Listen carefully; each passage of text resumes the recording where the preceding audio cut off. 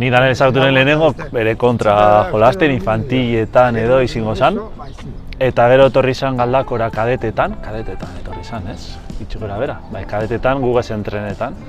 Eta harremana hor hasi izan, gure arteko harremana hor hasi izan.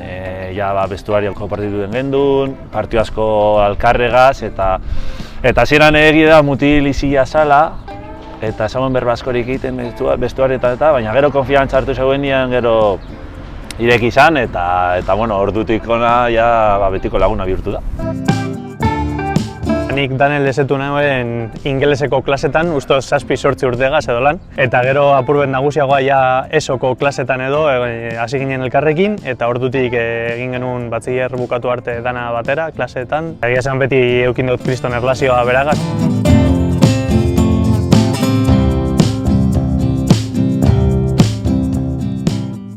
Ander nirekin ibiltzen zen ere entrenatzen, eta bere aitarekin etortzen zen entrenamiento askotara, eta zeukan amorrua beti ezin zuen bat ere galdu, beti amorruan egoten zen. Amaitzen zuenean haserri bizigen jartzen zen. Kompetitibo hutsa, txikitatik, eta jolasten gendu zenean nolan klasetako partiduek eta batzutan futbolean, hori da gehiago nire arloa, eta Daniel jartzen zen hor puntan eta zentroa jarri eta buruegaz dana, barrure.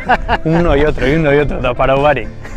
Daniel niretzako lagun handia da, ondino begelitzen gara hilean behin edo etxegidagaz batera bazkaltzeko edo afaltzeko, eta koinziditzen dugu ondino be, harremanetan gauz, eta bai, ondino kontaktu asko dugu beragaz. Kuadrillakin kriston harremana dauka, eta gurekin ere askotan elkartzen gara, eta nik uste jarraituko duela, eta hori seguro lanean hasiko da, eta dana emango duela horrek lanean ere.